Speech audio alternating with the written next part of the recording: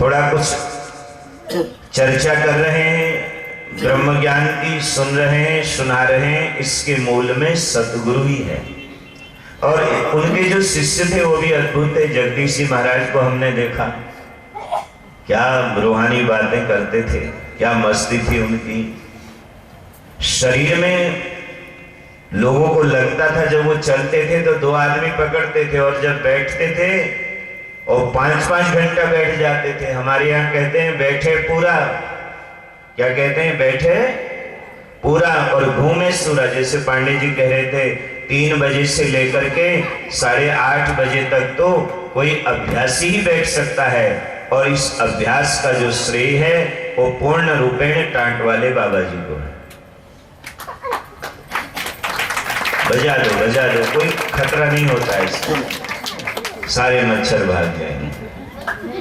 भगवान ने जो गीत कुरुक्षेत्र के मैदान में गाया, जिसका नाम गीता है, क्या है, बोलो श्रीमद्। आपको मैं गीता का पाठ करना बता दूं या आता है आपको? हाँ जी, नहीं आता है तो फिर क्यों बताऊं? चलो जिनको आता है वो ठीक है, जिनको नहीं आता है वो सुन लो।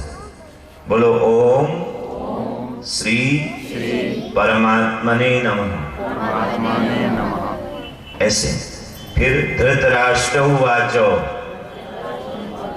धर्म क्षेत्रे कुरुक्षेत्रे समवेतायुयुत्सव मामका पांडवाश्चैव किम कुर्वत संजय। अब कई लोग कहते हैं हमको संस्कृत नहीं आती है।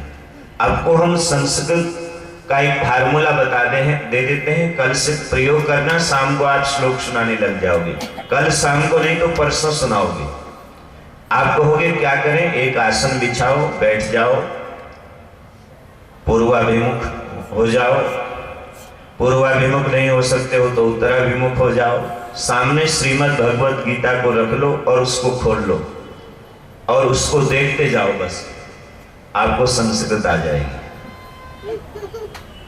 आपको संस्कृत आ जाएगी। ज्ञान स्कूल में नहीं होता। ज्ञान अगर स्कूल में होता तो स्कूल की दीवारें चलती। ज्ञान आपके भीतर है, बाहर कुछ भी नहीं है। जो कुछ है वो आपके भीतर है। अब आओ, भगवान कृष्ण ने गीता अर्जुन को सुनाई। किसको सुनाई? दुर्योधन को क्यों नहीं सुनाई? दुर्योधन सुनना भी नहीं चाहता था, और जो सुनना नहीं चाहता हो उसको सुनाने की जरूरत भी नहीं। जो सुनना चाहता है उसको सुनाओ, जो सुनना नहीं चाहता उसको सुनाने की कोई जरूरत। कई लोग झाड़ू खूब लगाएंगे, पोछा खूब लगाएंगे, सेवा खूब करेंगे, और जब सत्संग का टाइम होता है तो घूमने चले जाते हैं। ध्यान से सुनना, एक गुरु ने एक चेला बनाया, उसको झाड़ू लगाना तो सीख गया, पोछा लगाना सीख गया, सेवा करना सीख गया, लेकिन सत्संग से वो दूर रहा। मैं आपको निवेदन करूं, जब तक सेवा के साथ सुमिरन नहीं जुड़ेगा, जब तक इन महापुरुषों के पास बैठ करके मैं कौन हूं, मैं शरीर हूं, मैं मन हूं, मैं इंद्रिय हूं, मैं बुद्धि हूं, मैं विषयजन्य आनंद हूं, मैं जन्मने वाला हूं, मैं मरने वाला हूं, इसका जब तक बोध नहीं होगा तो तब तक बात बनने वाली।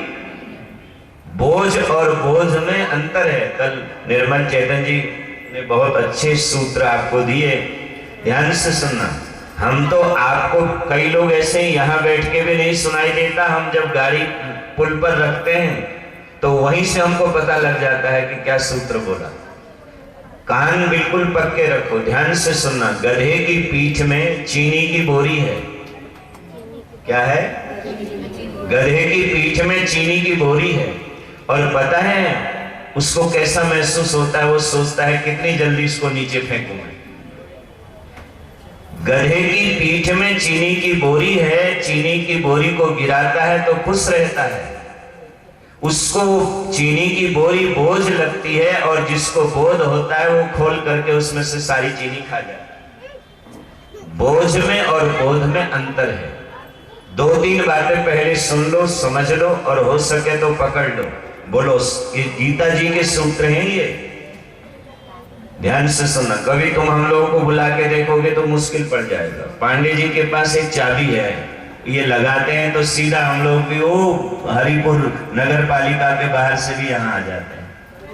बोलो आप, बोलो संतुष्टो येन केनचित, प्रारब्धानुसार जैसा मिले वैसा खाओ, प्रारब्धानुसार जैसा मिले वैसा खाओ, जैसा पहनने को मिले वैसा पहनो, जहां बैठने को मिले वहां बैठो, प्रारब्धानुसार जैसा जैसा मिले ठीक है, वो उसी में संतुष्ट हो जाओ। ध्यान से सुनना। कई लोग गले में सोने की चेन पहनते हैं, कई ऐसे होते हैं मेले में जाते हैं, वो बोलता है 2 रुपए की है, सोने से कम नहीं, और खो जाए तो कोई आई बात समझ में। और ध्यान से सुनना, वो कई लोग 2 रुपए की गले में डाल लेते हैं ध्यान, और जिसने 2000 की गले में डाली है वो मेले में उसको पकड़ के चलता है, मेले में उसको पकड़ के चलता है, कोई खींच ना ले। और वो जो जिसने 2 रुपए की डाली है वो कहता है 2 रुपए से कम नहीं, खो जाए तो कोई, और मस्ती में चलता है। प्रारब्धानुसार जैसा मिले वैसा खाओ, जैसा मिले वैसा पहनो। अब सर्दी आ रही है, अमीर आदमी रजाई ओढ़ेगा, क्या ओढ़ेगा? रजाई ओढ़ेगा। क्यों ओढ़ता है अमीर आदमी रजाई, ये भी अभी आपको बताएंगे। अमीर ओढ़ता है रजाई और गरीब ओढ़ता है गुदड़ी। अमीर डालता है शरीर पर रजाई, गरीब डालता है शरीर पर गुदड़ी। तो फकीर क्या डालता है आपको मालूम है?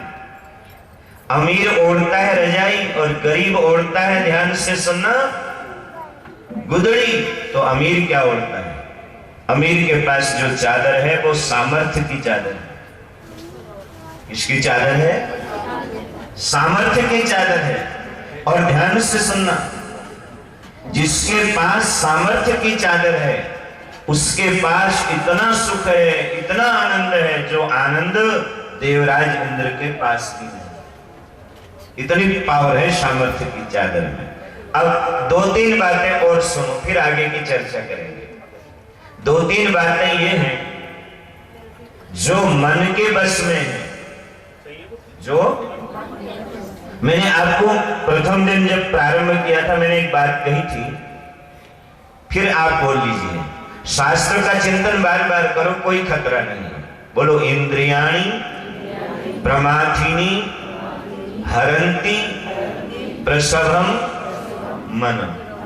अब देखो, ये जो प्रमथिनी है, ध्यान से सुनना, ये मन और ये इंद्रियां आपको पहले मैं बता चुका हूं। बाजार में जाओ, मार्केट में जाओ, किसी सुंदर स्थान पर खड़े रहो, जिस इंद्री के भोजन की सामग्री आती है वही गड़बड़ शुरू हो जाती है। देखो, जो संयमी है, जिनके जो मन के बस में है, जो मन के बस में है वो है मनुष्य। कौन है? और जिनके बस में मन है वो है मनीषी। टाट वाले बाबा जी मनीषी थे। क्या थे? मनीषी थे, महामनीषी थे। उनके चरण की पूजा नहीं, उनके आचरण की पूजा आज भी हो रही है। स्वामी रामतीर्थ ने कहा था, चरण सुंदर हो, आचरण सुंदर ना हो, बात नहीं बनेगी। चरण भले ही गड़बड़ हो, ध्यान से सुनना, आचरण अच्छा हो तो उस आचरण की पूजा होती है। सुनो, ये जो मन है, मन, अर्जुन के मन में संसार आ गया, वहीं चल रहे हैं जहां जो हमने यात्रा शुरू की थी। तत्रापस्य स्थितान पार्थ पितृनत पितामहान आचार्यान मातुलान भ्रातृन पुत्रान पौत्रान सखीस्तथा स्वसुरान सुहृदश्चैव सेनयो रुभयोरपि शोक संविघ्न मानस। ये संसार कहां से जाता है? शरीर के अंदर। ये बेटा बेटी, पोता पोती, छोरा छोरी कहां से शरीर में घुसते हैं आपको पता है? ये शरीर, ये जो चाम की पिटारी है, ये बड़ी विचित्र है। इस चाम की पिटारी के भीतर छोरा छोरी, बेटा बेटी, पोता पोती सब छुपे हुए हैं। अब ये घुसते कहां से हैं? बोले ये जो शरीर रूपी पिटारी है, शरीर रूपी पिटारी में, चाम की पिटारी में ये जो छोरा छोरी है, बेटा बेटी है, पोता पोती है, संसार है, ये सारा जो कुछ अंदर में चलता रहता है, बोले ये घुसते हैं खेत से। कहां से घुसते हैं? अब इसलिए श्रीमद् भगवत गीता के 13वें अध्याय के पहले मंत्र में बोलो इदम शरीरम कौन्तेय क्षेत्र मित्य विधीयते। अब आप ऐसे बोलो, सरल भाषा में बोलो, इदम शरीरम क्षेत्रम। शरीर को खेत इसीलिए कहा हुआ, बोले ये खेत से घुसते हैं सब, जो कुछ भी अंदर है। ये संसार घुसता है, खेत से घुसता है पेट में। कहां घुसता है? और पेट से फिर बोले, फिर जब बड़ा हो जाता है वो, तो बोले फिर पेट से खेत में जाता है, खेत से पेट में और पेट से। ध्यान से सुनना, अर्जुन की भी स्थिति यही है, लेकिन एक चाबी दो काम कर रही है, मैं आपको बताऊं।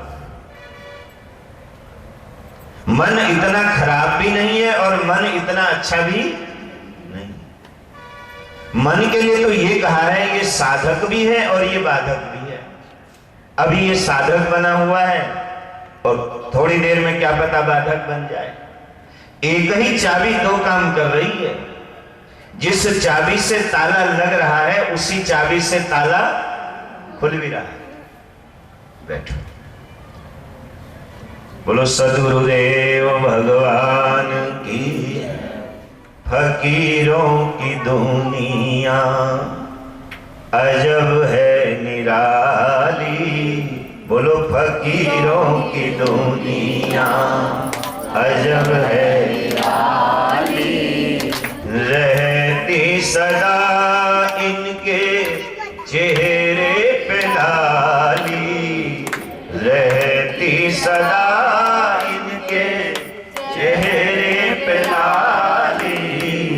फकीरों की दुनिया अजब है निराली।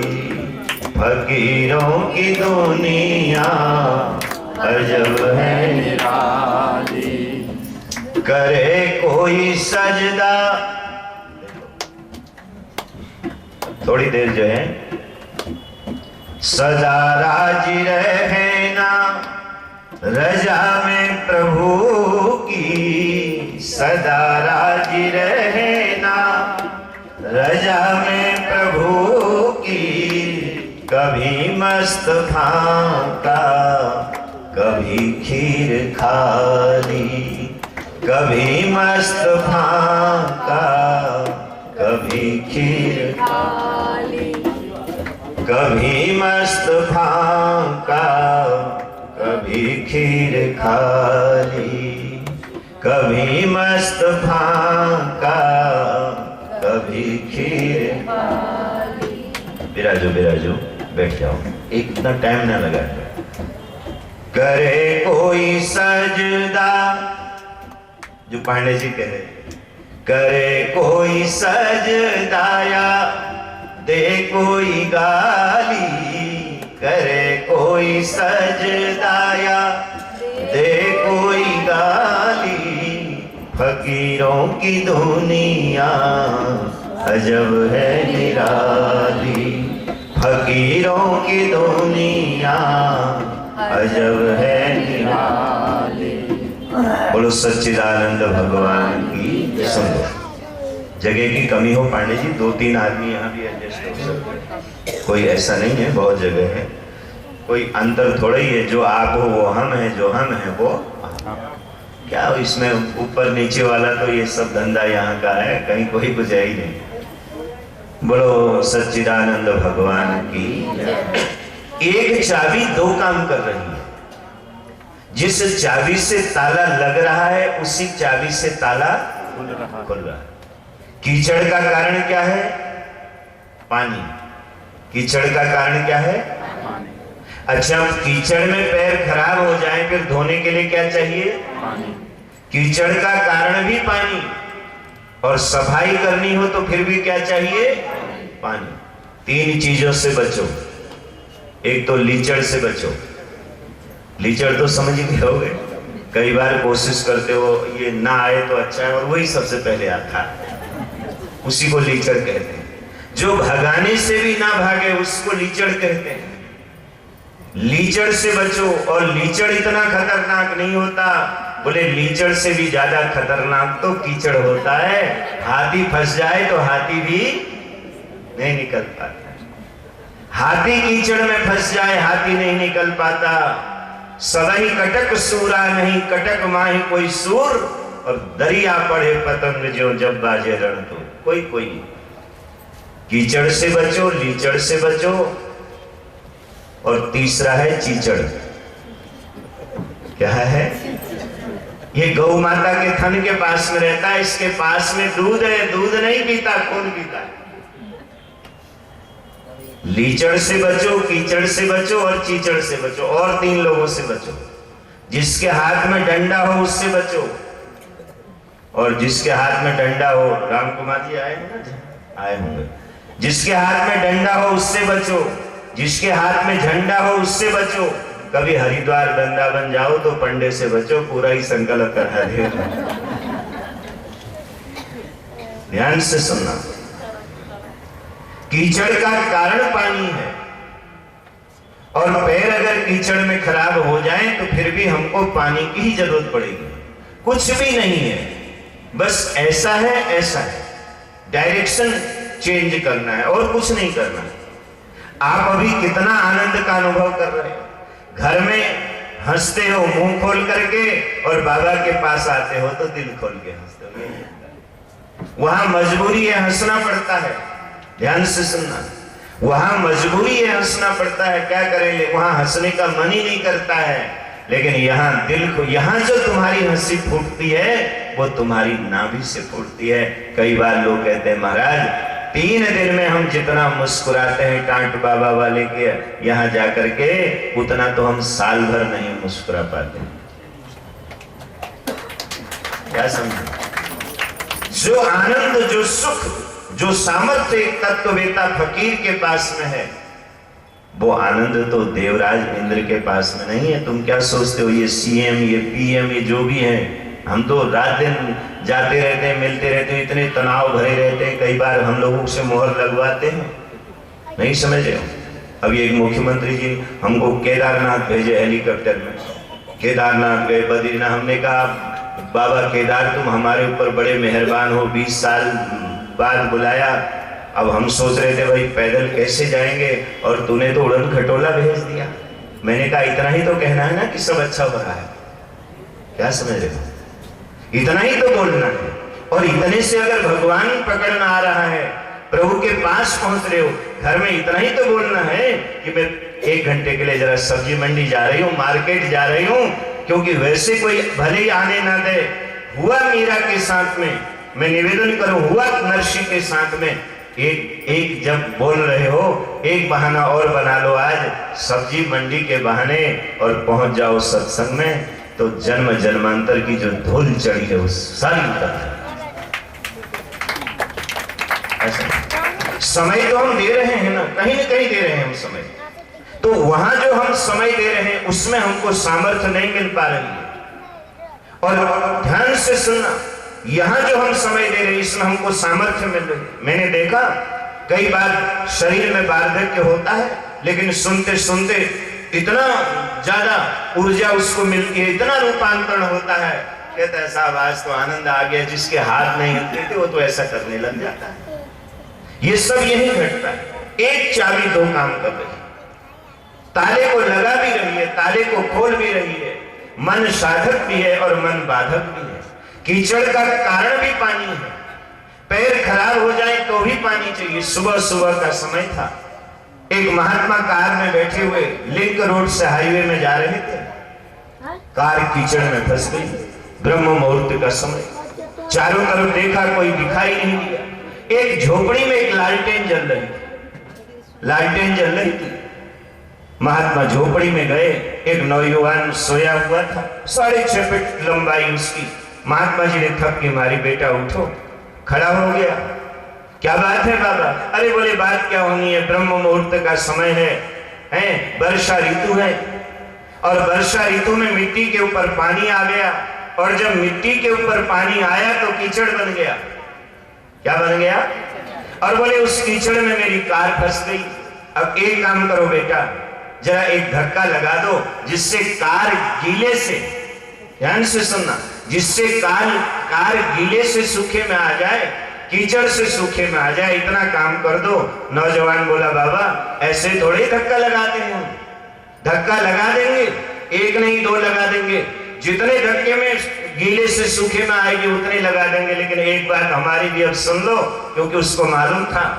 उसने कहा एक बात हमारी भी सुन लो, हम एक धक्का लगाने का 1000 रुपया लेते, तो लाल वाला नोट, एक धक्का लगाने का 1000 लेते हैं। अब गुरुजी भी समझे पता नहीं कितने लगाएगा आगे। बोले चलो लगाओ धक्का। युवान था और उसने मारा हाथ, और एक ही धक्के में उसने कार गीले से सूखे में रख दी। महात्मा ने जेब से 1000 का नोट निकाला, लेकिन देने से पहले पूछा बेटा काम क्या करते हो? बोले बाबा अब मेरा काम आपके समझ में नहीं आया। बोले नहीं मेरी समझ में नहीं आया। बोले मैं बहुत मेहनती आदमी हूं, मैं सारी रात 4 बजे तक मिट्टी डालता हूं सड़क पर, और फिर उसके बाद उसमें पानी छोड़ता हूं, कीचड़ तैयार कर देता हूं, और सुबह तेरे जैसा कोई बाबा जी आता है उसकी कार उसमें फंसाता हूं। महात्मा जी बोले समझ गया समझ गया। और फिर उसने कहा और सुनो बाबा अभी क्या समझे, रात भर मिट्टी सड़क में डालता हूं, उसमें पानी छोड़ता हूं, कीचड़ बनाता हूं, तेरे जैसे कोई बाबा जी आते हैं उनकी कार फंसाता हूं, फिर 1000 रुपया लेकर के मैं ही और एक धक्का मार के उसको फिर सूखे में रख देता हूं। तब महात्मा जी प्रसन्न होते हुए मुस्कुराते हुए गए।